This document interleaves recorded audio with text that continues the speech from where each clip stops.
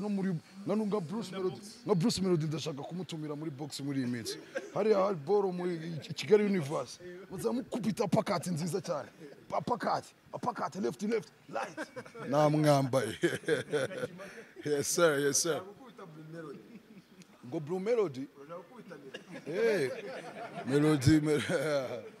ntabwo nshaka kumukubita dushaka ko twikinira akamace gusa nari birenze se ikibazo uri umukene nta bicaro ufite ngo urashete wallahi tuzakabaho umwaka utaha bikore hano yego gira gutya narangiza ngashima Imana papa fresh kubera Imana niyo yabikoze byose ntabwo navuga ko ari imbaraga zanjye ni Imana yabikoze ni Imana ikomeje kumblessinga Run Up ugize gutya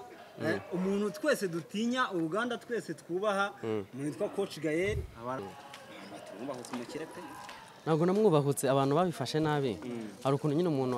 avuga akantu abantu bakabifata ubundi ikintu kiba mu muziki yo mu Rwanda ikintu kiba mu muziki yo mu Rwanda cyambere abamo misunderstanding nyinshi cyane umuntu avuga ibintu hari n'igihe nabonye y'amano ari kuvuga ngo Bruce ntaga mozi ashatse kuvuga ko batarahura abantu bahita bavuga batangira kumuvuga nabi ngo yiyeme ngo nagazi Bruce urumva abamo misunderstanding nyinshi ntabwo navuze umukire nabi nta nubwo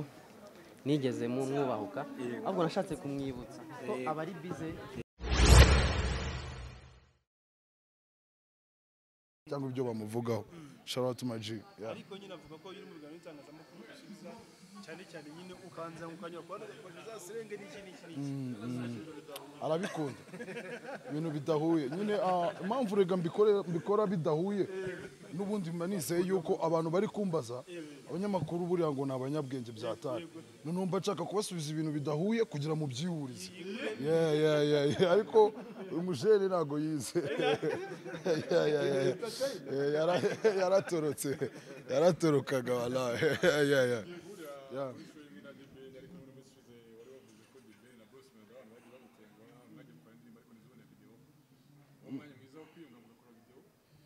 kuri stage tukiyungira kuri stage cyangwa tugakorera video kuri stage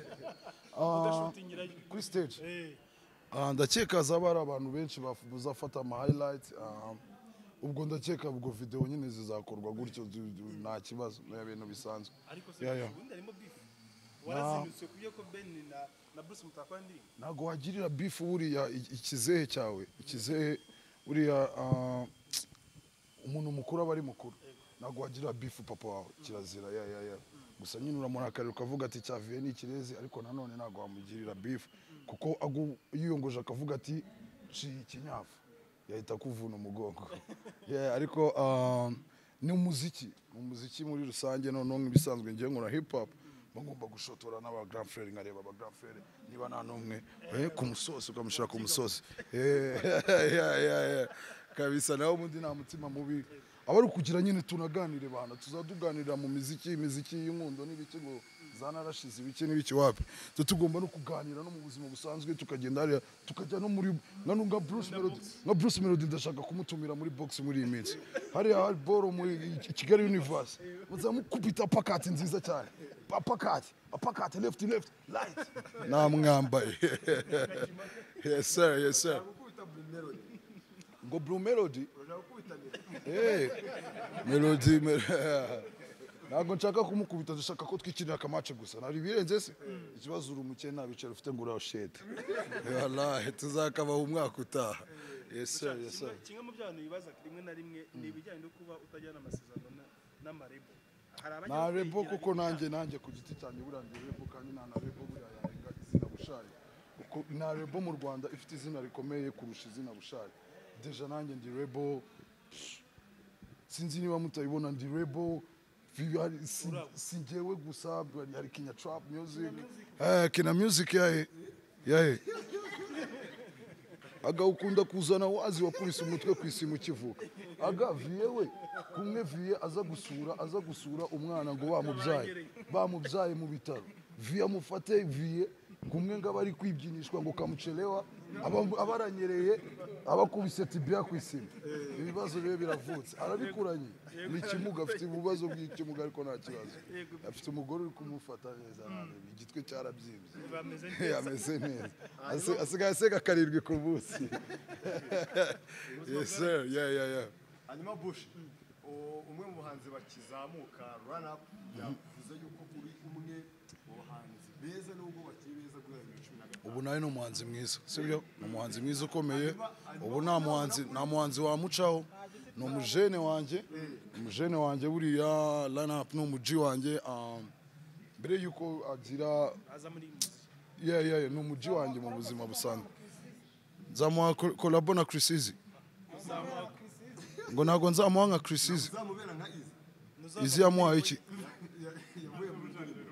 yayivuyemo gute se yari yayigiyemo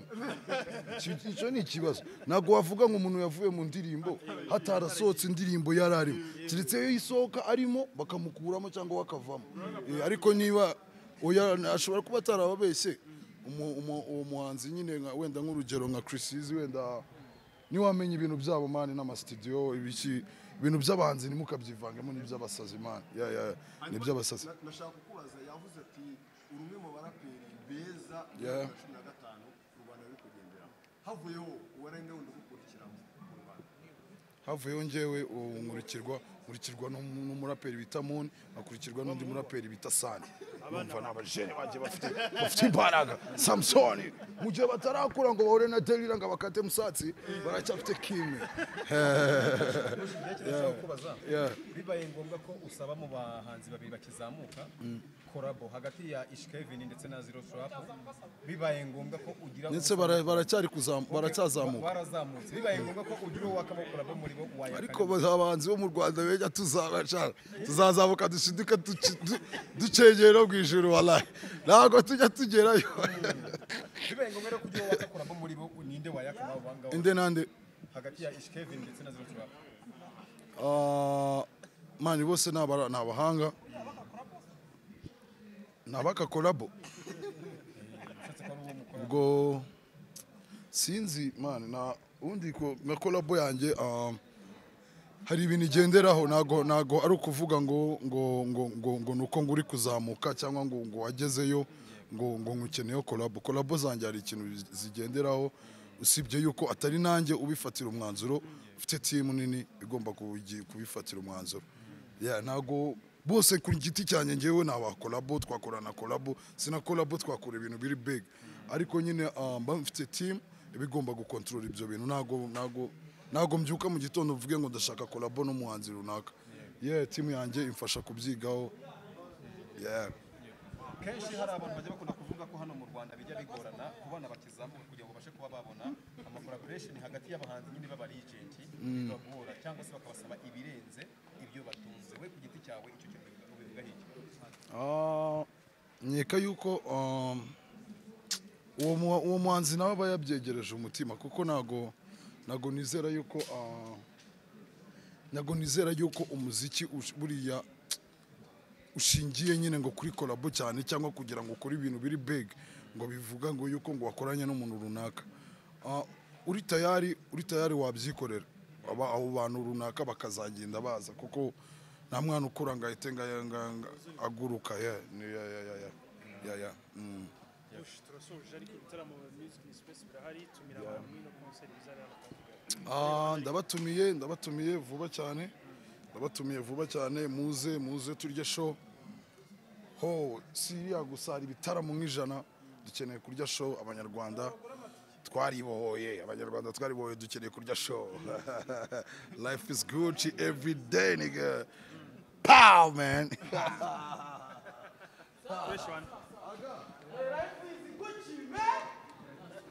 ni umwe mu ba young stars ni umwe mu bajene barimo gukora neza cyane navuga ko benshi bemeza ko afite indirimbo ya mbere sofa mu mujyi indasiri yitwa run up ariko ari kumwe na DJ Benda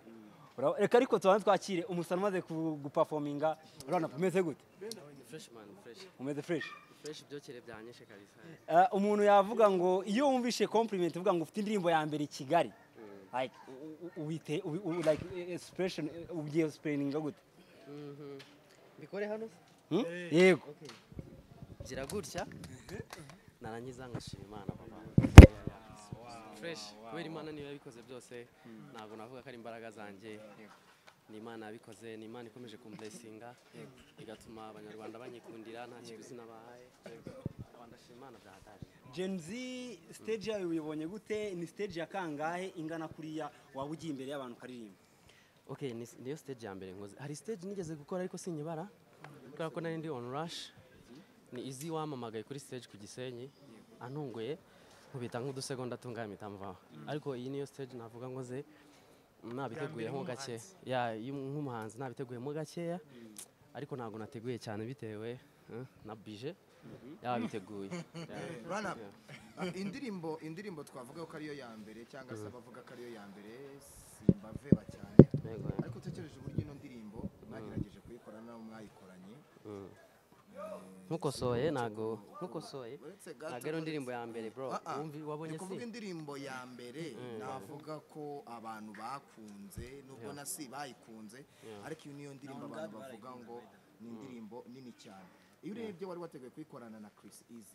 Chris Easy ayivamo bitewe ubwo nibyo wagiye usobanura ukabona noneho iyi ndirimbo niyo noneho Chris Easy yagiyemo agakora ari kumwe na The Ben ari kumwe na Element Kevin Kade ndetse na Chris Easy abo bose bayivuyemo ukabona ni indirimbo yaje igahita ziruta igahita zigura ku isoko sibyo we kubwe wabyakiriye gute cyangwa se ubifata gute ikintu cya mbere nakubwira ujye ubanza wiyapudetingaho gakeya urabikeneye hanyuma Easy yambereye umugisha Easy yanyizereyemo amakorabo nayo mfite On God mfite si yarakoze amahiti menshi cyane amakorabo hanyuma management ziza kubishwaniramo ntago bumvikanye sinavuga ko bashwanya ubwo business wise ntago bumvikanye fresh hanyuma birangira nyikubise ngiye nyine Imana irayi blessinga nta kindi narenzaho kabisa ariko Selana ijya hanze hari igihe umanza bafite icyizere avuga uti abantu bashobora kuzayumva ijya hanze wari ufite ibitekerezo bati ishobora kuzaca ibintu tubyanga byakunda urumva nyine yuko twebwe tuyumva urumva iyo umuntu akoze ikintu iyo umuntu akoze ikintu nka kiriya akagishora amafaranga angana kuriya imbaraga zingana kuriya aba afite icyizere kereka wenda hagize ibintu biba bidatuma igenda ariko nari mfite icyizere ko izagenda kandi nari nizereye mu Mana yanjye kuko ntabwo igikunda kunengo hayaya waserukanye umutima mu mutwe ushushanyo kayo kubera ko ngira urukundo rwinshi cyane nkunda abantu nkunda Imana ndikunda nkunda mama wanjye nkunda mushiki wanjye nkunda abantu bose muri rusange ngira urukundo nicyo gisobanuro cy'umutima agiye gukora hit nk'iyi ngiyi bijya bisa naho bibaye challenge indirimbo bagize gutya ifasha igihugu gusanga izayikurikira wenda biragoranye kuri projet ikurikiraho ntabwo bigusobanura gukoresha imbaraga zindi uzakoresha kuri iyi urumva kuva natangira imiziki mpora nkoresha imbaraga zirenze izo nakoresheje before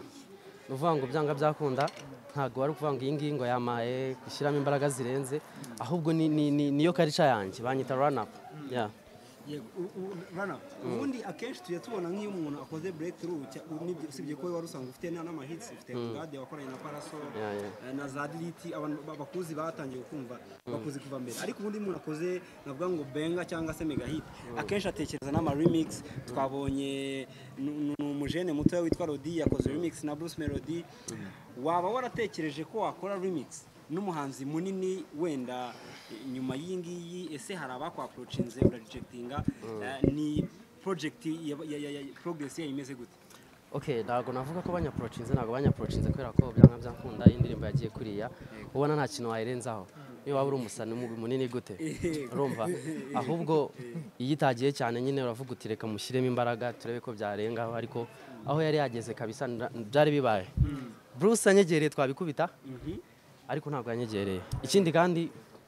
twakubita n'ibindi kuko byanga byakunda ngiye gukora imiziki myinshi kandi myiza ntabwo I'm here to stay bro umuntu abonye imiziki yawe irahenze irimo amafaranga menshi umuntu arebye umwapkamingi wakoranye n'umugande munini navuga ngo uri mu bahanzi banini ba mbere Paraso si no muri Uganda gusa ni mu karere umuntu akareba indirimbo zawe nka si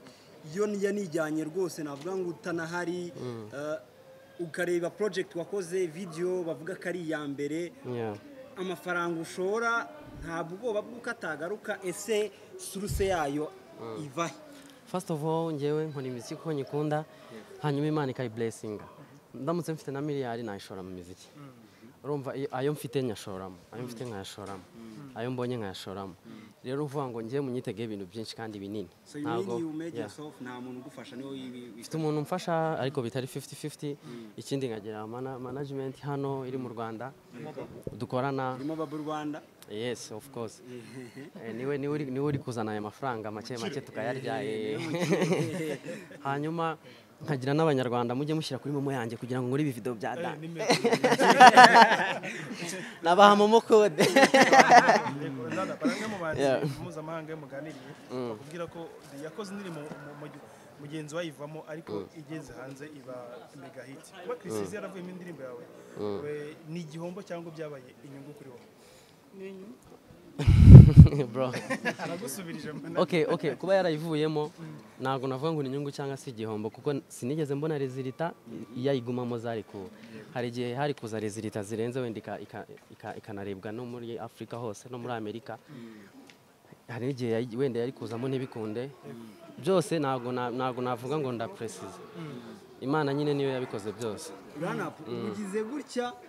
umuntu twese dutinya uruganda twese twubaha mwitwa Coach Gael abara na mugenzi we Kenny ati miziki rwose imihanda turabibona ko mwabuze hiti murakennye hari umwuma wa hiti ntabwo utari ko mwakabaye mushaka abantu bari updated bagererayo bakabwira ko ibintu byahindutse amazi atakiri ayandi inyuma yawe hari n'abandi bakoremerejeho ba Prince Keys bati ubukene buba mu mafaranga no mu mufuka ntago ba mu miziki batumubahutse umukire pe. Ntabwo namwubahutse abantu babifashe nabi hari ukuntu nyine umuntu avuga akantu abantu bakabifata ubundi ikintu kiba mu miziki yo mu Rwanda cyambere habamo misunderstanding nyinshi cyane. Umuntu avuga ibintu hari n'igihe nabonye y'amano ari kuvuga ngo Bruce ntagamozi ashatse kuvuga ko batarahura abantu bahita bavuga batangira kumuvuga nabi ngo yiyeme ngo nagazi Bruce urumva habamo misunderstanding nyinshi. Ntabwo navuze umukire nabi nta nubwo nigeze mu mwubahuka ahubwo nashatse kumwibutsa ko abari bize afite company nini ntago wasanga yaratari akazi ko hariho Tsunami hariho Tombe hariho Formiana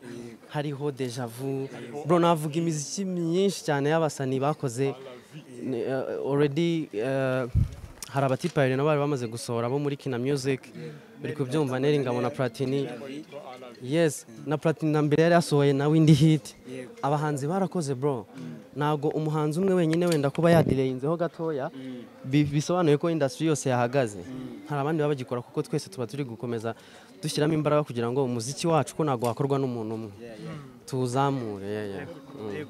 Introducing the benda uravuga uti indirimbo ye repetition tuyishyigikire ati ni umuvandimwe ariko amaze iminsi arira urumva umwanya n'uwawe indirimbo introducing anigira imbere bari indirimbo repete iraza gihe ki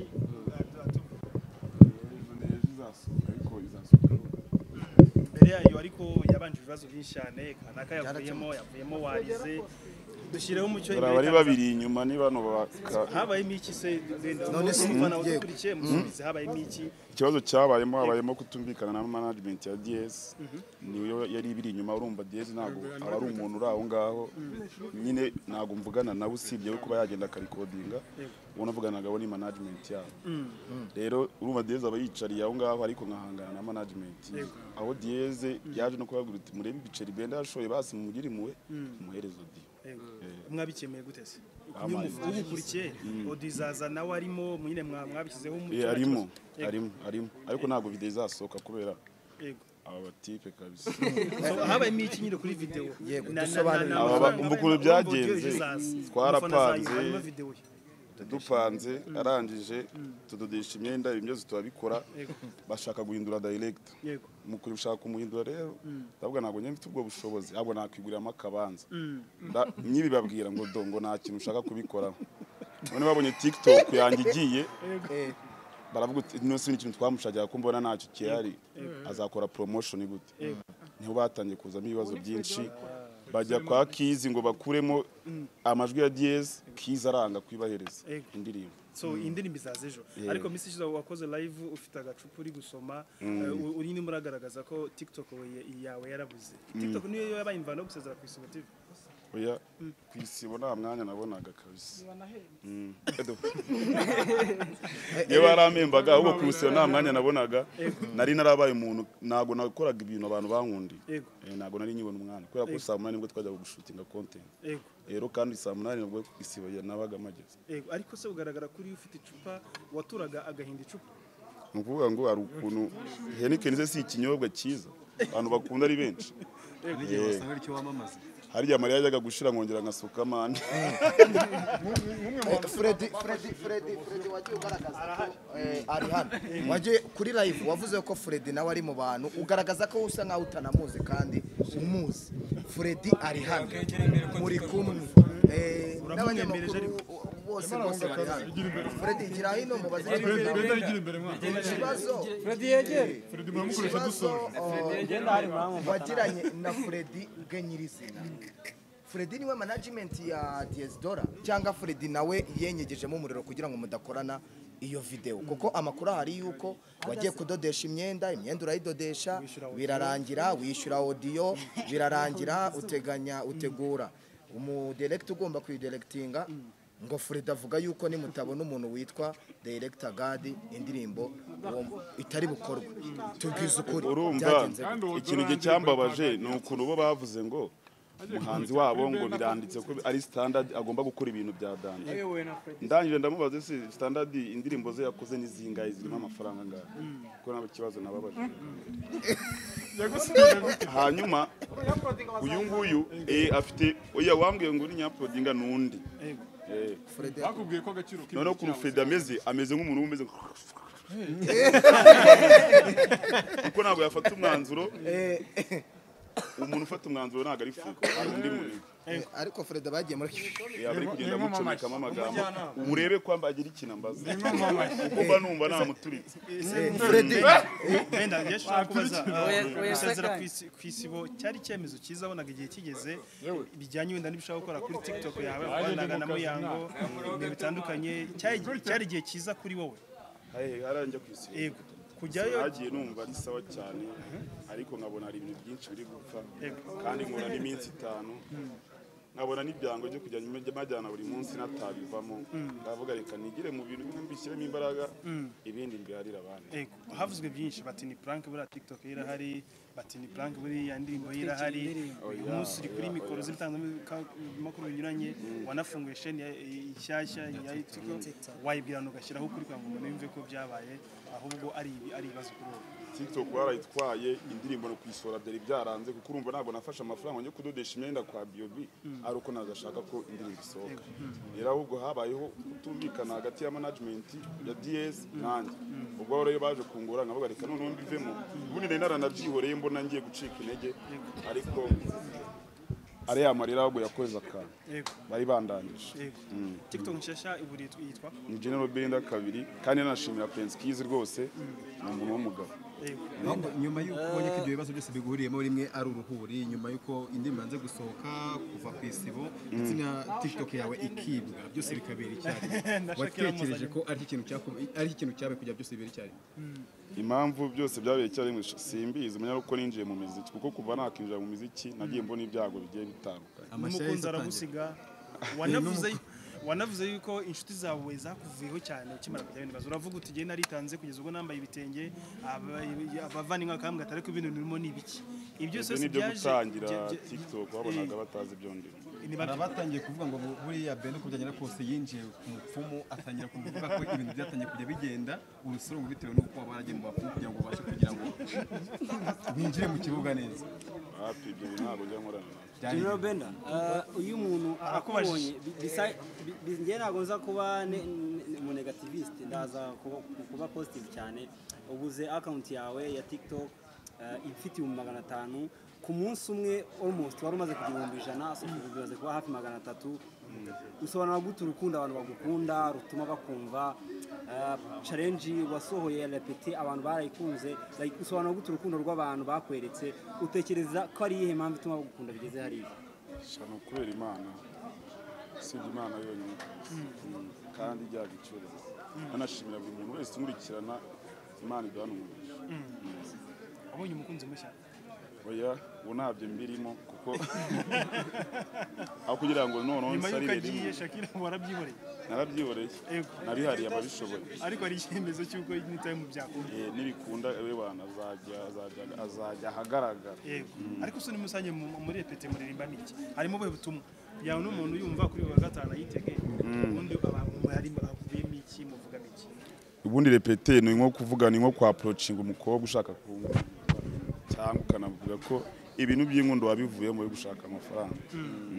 sana ubushize tuganira hamwe ati ibintu byo guhuriza abanzi mu ndirimbo ngiye kubireka nyine niyo ndirimbo ya mbere ni ya nyuma nkoze repete twakwitega ko we wakomeza wagira ubushobozi bafata akana ko gushyushya indirimbo cyangwa nawe irabiyambe ni ya nyuma igiye kujyanza ntago ariyo ya nyuma ariko rwose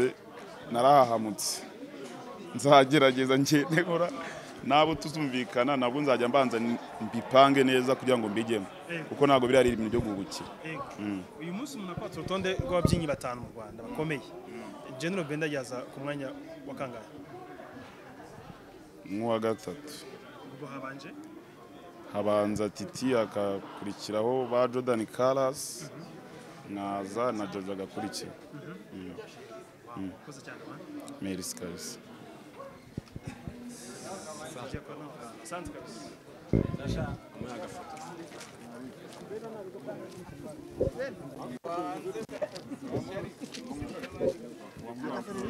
uri kusanga ubafasha undi bakanawukuraho n'amacano neza ibiti ubona abahungu bagiye ubafasha bakawukuraho n'amacano